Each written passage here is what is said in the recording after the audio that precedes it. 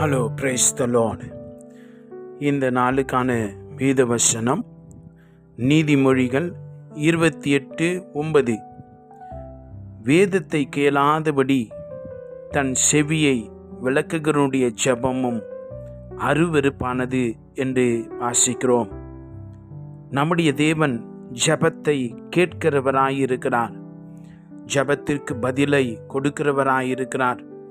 நாம் ஏசப்பா என்று கூப்பிடுகிற பொழுது நம்முடைய குரலுக்கு பதில் கொடுக்கிற உண்மை உள்ள பேசும் தெய்வம் அவர். ஆனால் நம்முடைய ஜெபம் கேட்கப்படுவதற்கு வேதம் சொல்லும் ஒரு காரியத்தை கவனிக்க வேண்டும். நாம் வேதத்தையும் சத்தியத்தின் அறிவையும் சத்தியம் சொல்லுகிறவரையும் நாம் விட்டு நம்முடைய ஜெபம் பரலோகத்துக்கு கடந்து போக முடியாது. வேத வசனம் ஒன்று, தேவனும் ஒன்று. இவங்க ரெண்டு பேரையும் பிரிக்கவே முடியாது.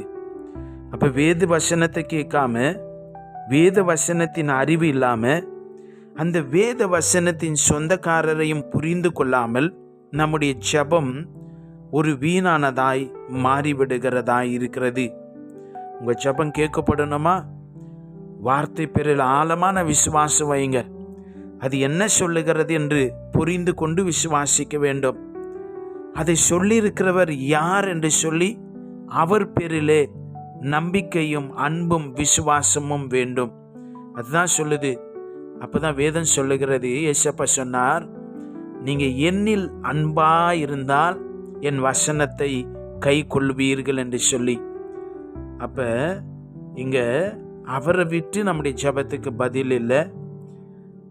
அந்த வார்த்தையை விட்டும் அவரிடத்தில் நெருங்கி வர முடியாது என்று சொல்லப்பட்டிருக்கிறதை புரிந்து கொள்ள வேண்டும்.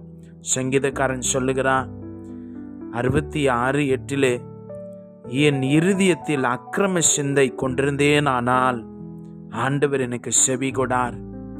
இன்றைக்கு நாம சத்தியத்தின் அறிவிலே வசனத்தின் வெளிச்சத்தில் வருகிற பொழுது நம்முடைய சிந்தை இயேசுவின் சிந்தையாய் மாறிடும். என் ஜெபத்தை கேட்கிறவரே என்று சொல்லி உறுதியான நம்பிக்கை வாஞ்ச அந்த அன்பு, அந்த தாகம், அவர் மேலே அன்பு அதிகமாகிட்டே இருக்கும். காரணம், அவர் அவ்வளோ உண்மை உள்ளவராய் இருக்கிறாரே. நம்முடைய ஜெபத்தை புறந்தள்ளாதவர் அவர். நீதிமொழிகள் 15:8 வாசிக்கிறோம், துன்மார்க்கருடைய பலி கர்த்தருக்கு அருவருப்பானது, செம்மையானவர்களின் ஜெபமோ அவருக்கு பிரியம் என்று சொல்லி. தேவன் நம்மை செம்மையானவர்களாய் மாற்றவே விரும்புகிறார்.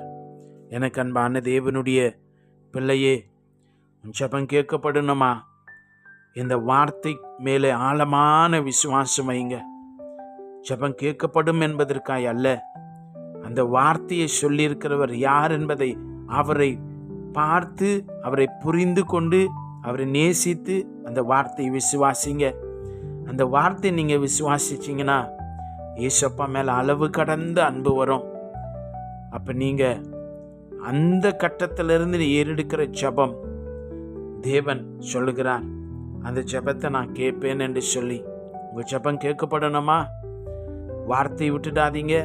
வார்த்தையும் தேவனும் ஒன்று. God and word are one. இந்த வார்த்தையும் விடாதீங்க, தேவனையும் விடாதீங்க. உங்கள் ஜெபத்துக்கு 100% பதிலை கொடுப்பார். ஜெபிக்கலாம். பரலோகத்தின் பிதாவே, உம்முடைய மகிமையான நாமத்துக்கு நாங்கள் நன்றி சொல்லுகிறோம். எங்களுடைய ஜெபம் கேட்கிறவரே, நாங்கள் உம்மை சார்ந்து கொண்டு உம்முடைய வார்த்தையை பற்றி கொண்டு அந்த வார்த்தையின் வெளிச்சத்திலே, அந்த வெளிப்பாடுகளினாலே உம்மை நாங்கள் காணவும், ஆராதிக்கவும், தொழுது கொள்ளவும், நேசிக்கும் உதவி செய்வீராக. உம்முடைய பிள்ளைகளுக்கு நீர் தயவு பாராட்டும். ஒவ்வொருவரையும் பலப்படுத்தும் ராஜா. நீருடைய ஜெபங்களை கேட்கிறதுக்காய் நன்றி. நாங்கள் வசனத்தை சார்ந்து கொண்டு வாழ கிருபை செய்யும், ஆசீர்வதியும். இயேசுவின் நாமத்தில் ஜெபிக்கிறோம் பிதாவே. ஆமென். God bless you.